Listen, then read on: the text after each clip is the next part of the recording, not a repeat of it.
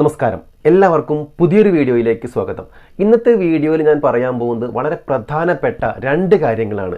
അതായത് നമ്മുടെ എല്ലാം വീട്ടിൽ നമ്മൾ വാഷിംഗ് മെഷീൻ ഉപയോഗിക്കാറുണ്ട്, അല്ലെങ്കിൽ നമ്മൾ പുതിയൊരു വാഷിംഗ് മെഷീൻ വാങ്ങാൻ ഉദ്ദേശിക്കുന്നുണ്ട് എന്ന് വിചാരിക്കാം.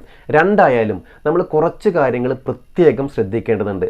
അത്തരം കാര്യങ്ങൾ നമ്മൾ കൃത്യമായി ശ്രദ്ധിക്കാതിരുന്നാൽ നമ്മുടെ കറണ്ട് ചാർജ് വളരെയധികം കൂടാനുള്ള ഒരു സാഹചര്യമുണ്ട് എന്നാണ് KSEB അറിയിക്കുന്നത്. വീഡിയോ സ്കിപ്പ് ചെയ്യാതെ മുഴുവനായിട്ട് കാണുക. അതേപോലെ തന്നെ അത് പരമാവധി ആളുകളിലേക്ക് ഷെയർ ചെയ്യുക, ലൈക്ക് ചെയ്യുക. നിങ്ങളുടെ അഭിപ്രായങ്ങളും സംശയങ്ങളും കമൻറ്റ് ബോക്സിൽ ഷെയർ ചെയ്യാവുന്നതാണ്. ഇതുവരെ നമ്മുടെ ചാനൽ സബ്സ്ക്രൈബ് ചെയ്തിട്ടില്ലെങ്കിൽ ചാനൽ സബ്സ്ക്രൈബ് ചെയ്യുക. അതിനടുത്തുള്ള ബെല്ലൈക്കൺ കൂടി ഒന്ന് ക്ലിക്ക് ചെയ്ത് കഴിഞ്ഞാൽ ഞാൻ അപ്ലോഡ് ചെയ്യുന്ന ഇതുപോലുള്ള വളരെ ഇൻഫർമേറ്റീവ് ആയിട്ടുള്ള വളരെ പ്രധാനപ്പെട്ട കാര്യങ്ങൾ അടങ്ങിയ വീഡിയോസ് നിങ്ങൾക്ക് നോട്ടിഫിക്കേഷനായിട്ട് ലഭിക്കും. ഓക്കെ, അപ്പോൾ എല്ലാവർക്കും ഒരിക്കൽ കൂടി ഇന്നത്തെ വീഡിയോയിലേക്ക് സ്വാഗതം.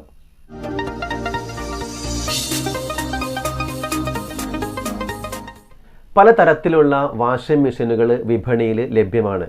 അതിൽ തന്നെ manual type, semi automatic type washing മെഷീനുകളിൽ നമ്മൾ വസ്ത്രങ്ങൾ അലക്കാനും അതേപോലെ തന്നെ ഉണക്കാനും പ്രത്യേകം ഡ്രമ്മുകളുണ്ട്. അലക്കി കഴിഞ്ഞാൽ വസ്ത്രങ്ങൾ അടുത്ത ഡ്രമ്മിലേക്ക് നമ്മൾ മാറ്റിയിടണം. അതേസമയം ഓട്ടോമാറ്റിക് വാഷിംഗ് മെഷീനുകൾ എല്ലാ പ്രവൃത്തികളും നമുക്ക് ഒരേ സമയം തന്നെ ചെയ്യാൻ കഴിയും. ഓട്ടോമാറ്റിക് വാഷിംഗ് മെഷീനുകൾ പ്രധാനമായിട്ടും രണ്ട് തരത്തിലുണ്ട്.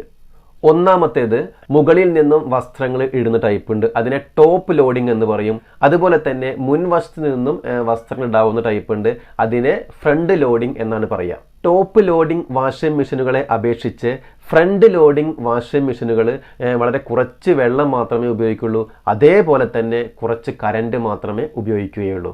നമുക്ക് ഏറ്റവും അനുയോജ്യമായിട്ടുള്ള വാഷിംഗ് മെഷീൻ എന്ന് പറയുന്നത് ഓട്ടോമാറ്റിക് ടൈപ്പിലുള്ള ഫ്രണ്ട് ലോഡിംഗ് ടൈപ്പാണ്. അതുകൊണ്ട് തന്നെ ഫ്രണ്ട് ലോഡിംഗ് ടൈപ്പ് വാഷിംഗ് മെഷീനുകൾ വാങ്ങാൻ വേണ്ടിയിട്ട് പരമാവധി ശ്രമിക്കാം. ഫ്രണ്ട് ലോഡിംഗ് മെഷീനിലും ടോപ്പ് ലോഡിംഗ് മെഷീനിലും പ്രത്യേക തരത്തിലുള്ള ഡിറ്റർജൻറ്റുകളാണ് ഉപയോഗിക്കുന്നത്. അതുകൊണ്ട് തന്നെ ഡിറ്റർജൻറ്റ് വാങ്ങുന്ന സമയത്ത് നമ്മൾ കൃത്യമായിട്ട് പറയണം അത് ഫ്രണ്ട് ലോഡിംഗ് മെഷീനാണോ ടോപ്പ് ലോഡിംഗ് മെഷീനാണോ എന്നുള്ളത്. വെള്ളം ചൂടാക്കി ഉപയോഗിക്കുന്ന തരത്തിലുള്ള വാഷിംഗ് മെഷീനുകൾ വിപണിയിൽ ലഭ്യമാണ്. അത്തരം വാഷിംഗ് മെഷീനുകൾ കൂടുതൽ കറണ്ട് ഉപയോഗിക്കും. കേരളത്തിലെ പ്രത്യേക കാലാവസ്ഥയ്ക്ക് ഇത്തരം വാഷിംഗ് മെഷീനുകൾ ആവശ്യമില്ല. വാഷിംഗ് മെഷീനുകളുടെ മാക്സിമം കപ്പാസിറ്റിയിൽ പ്രവർത്തിപ്പിക്കുക.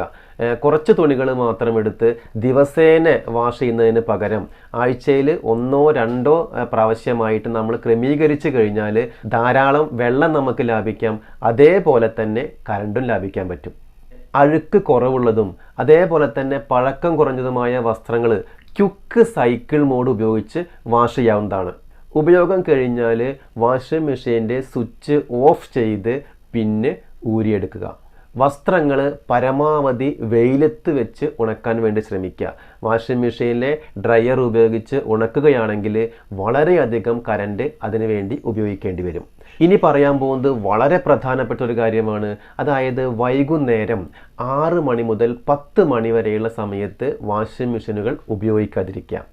6 മണി മുതൽ 10 മണി വരെയുള്ള സമയം എന്ന് പറയുന്നത് പീക്ക് ലോഡ് സമയമാണ്.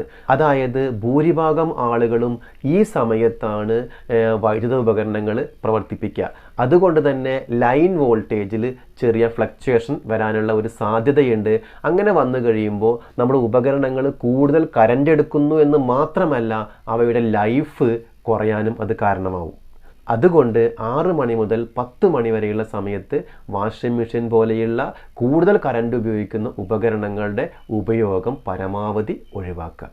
നമ്മുടെ വീട്ടിൽ ഫ്രിഡ്ജ് ഉപയോഗിക്കുമ്പോഴും അതേപോലെ തന്നെ പുതിയ ഫ്രിഡ്ജ് വാങ്ങുമ്പോഴും എന്തൊക്കെ കാര്യങ്ങളാണ് ശ്രദ്ധിക്കേണ്ടത് എന്നതിനെക്കുറിച്ചുള്ള ഒരു വീഡിയോ നമ്മുടെ ചാനലിലുണ്ട്. അതിൻ്റെ ലിങ്ക് ഞാൻ ഡിസ്ക്രിപ്ഷനിലിടാം, അത് കാണാത്തവർ കാണുക. ഓക്കെ, അപ്പോൾ ഇതോടുകൂടി ഇന്നത്തെ വീഡിയോയുടെ അവസാനിക്കുകയാണ്. നമുക്ക് പുതിയൊരു വീഡിയോയുമായിട്ട് വീണ്ടും കാണാം. അതുവരെ എല്ലാവർക്കും ബൈ.